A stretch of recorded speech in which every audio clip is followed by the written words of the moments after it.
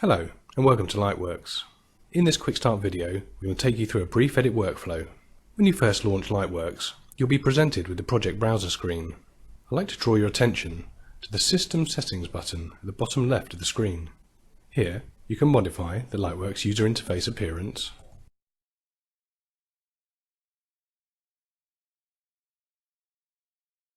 in the project browser panel, I can see recently used projects, and I can create a new project. Let's start a new project, name it, and set the frame rate. In the 24 frame project, you can mix frame rates, otherwise choose another frame rate that matches your footage. If you're unsure about the frame rate of your material, choose Auto, and Lightworks will configure the project appropriately. Press Create. On the left-hand side is the toolbox. At the bottom of the toolbox is the Editor Preferences. I can choose where Lightworks displays the playback controls. I can also import keyboard shortcut layouts from Avid or Final Cut. Let's import some media. Browse to the media and select the shots. Here I've got 2 shots for a dialogue scene. There's 3 different ways to import your footage. Create link. Link directly to the files in their current file path. Copy local. Copy the files to Lightworks assigned media spaces, or transcode to change the media format. Transcode settings can be found on the Settings menu on the top right, Video Transcoding. I'm going to go ahead and import these shots with Create Link. The Content Manager opens. I can set the view in the Content Manager by toggling between Tiles View and List View. In List View, you can see more metadata in the column display. In Tiles View, media can be played, scrubbed and marked in the bin. You can also storyboard from here. On the top left, I have a filter section. In my recent filter, I can see when shots were imported. Let's make a new bin. Press the plus sign beside the bins entry.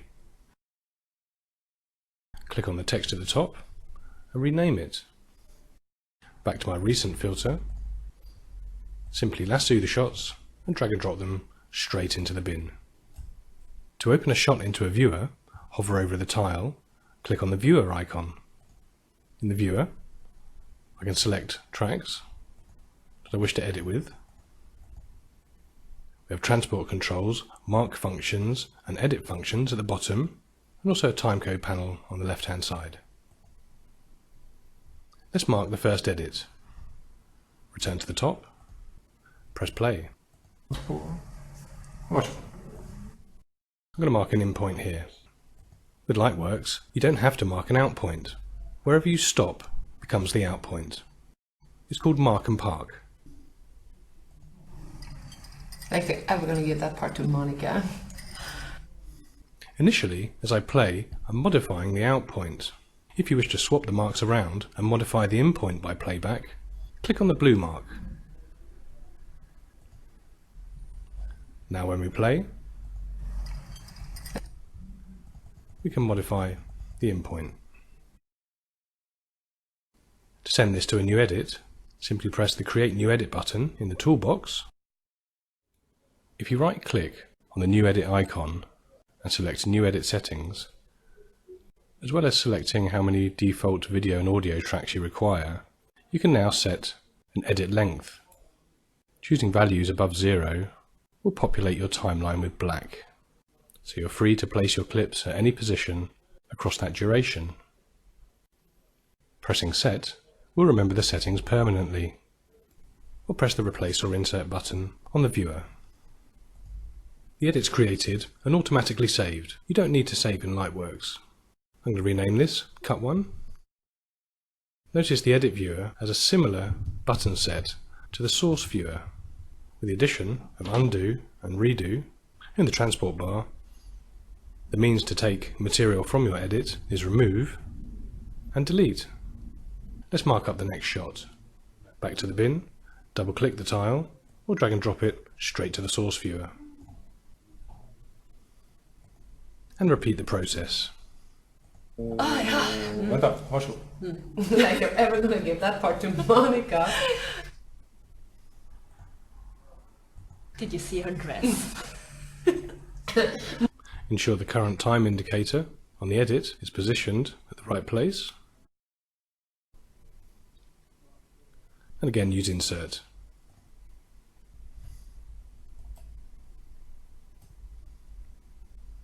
Clear the marks.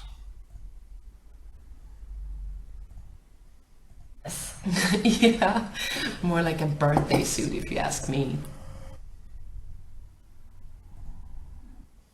Let's have a look at the remove and delete functions. I just zoom in at the top of the edit. I'd like to remove this area of silence at the front. Mark and park the range. Select the tracks you wish to remove or delete. With remove, lift out the material and replace with black. And use delete to lift out the media and close the gap.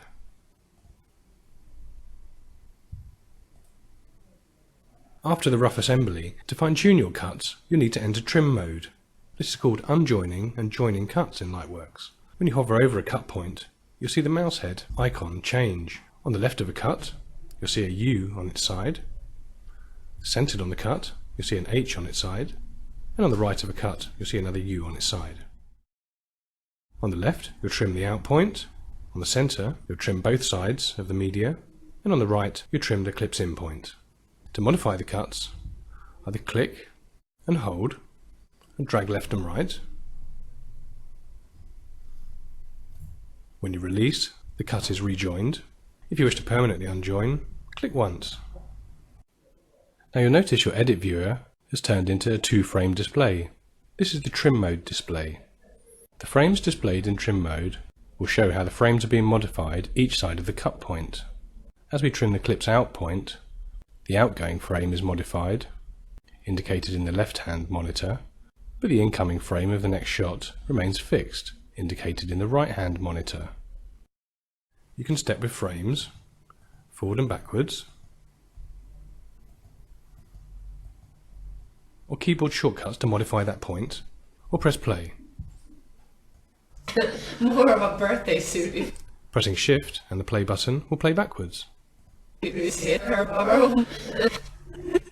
And you'll be able to monitor the audio.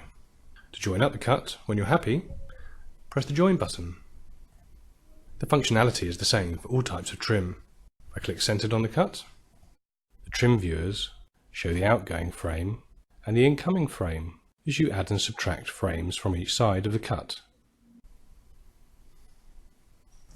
More of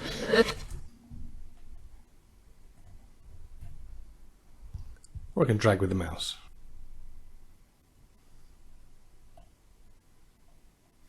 For slipping and sliding shots, unjoin more than one cut point. If I unjoin this incoming shot and the outgoing frame, we're able to roll the clip on the spot. Dress. yeah. When you're slipping a clip, the trim viewer displays the first and last frame of the clip being slipped. And the inverse, click the outgoing shot and the next shot's incoming frame. More of When you're sliding a clip, the trim viewer shows the last frame of the outgoing shot and the first frame of the incoming frame of the shot after the media being slid on the timeline. Let's bring in some audio to this edit and add a couple more tracks. Right click, choose Add Tracks. I want 2 audio tracks. There's a stereo pair. Press Add. Import the audio.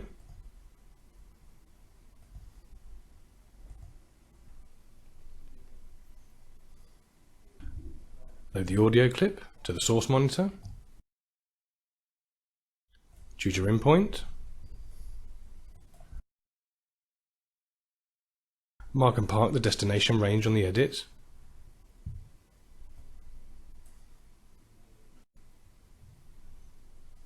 Select only the destination tracks you require and press replace. Let's turn all the tracks back on again. If you want to mix the global track levels, open the audio mixer by right-clicking, choose Audio Mixer panel. You can set segment levels and do audio keyframing functions from the Advanced panel on the Edit timeline. Let's add a video effect across this whole sequence. Mark and park the effect range. From the Timeline button, open the Effects browser. Choose the Effects category. I'm going to use my colour preset, increase saturation, apply to the Mark section, and press Add. The Effects Settings panel opens to allow you to modify the parameters or to work with keyframes. A new effects track, FX1, is created with the effect spanning the edit. I'm going to clear the marks. Transitions can be added to cut points on the timeline by dragging and dropping directly from the effects panel. There's also another way to add them. Right-click a cut point and choose Add Transition.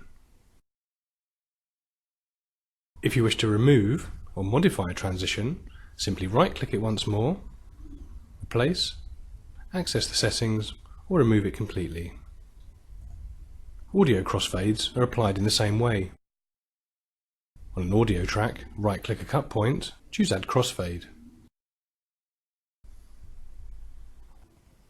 When you're ready to export, return to the Tools panel, click, drag and drop the Export tool onto your target.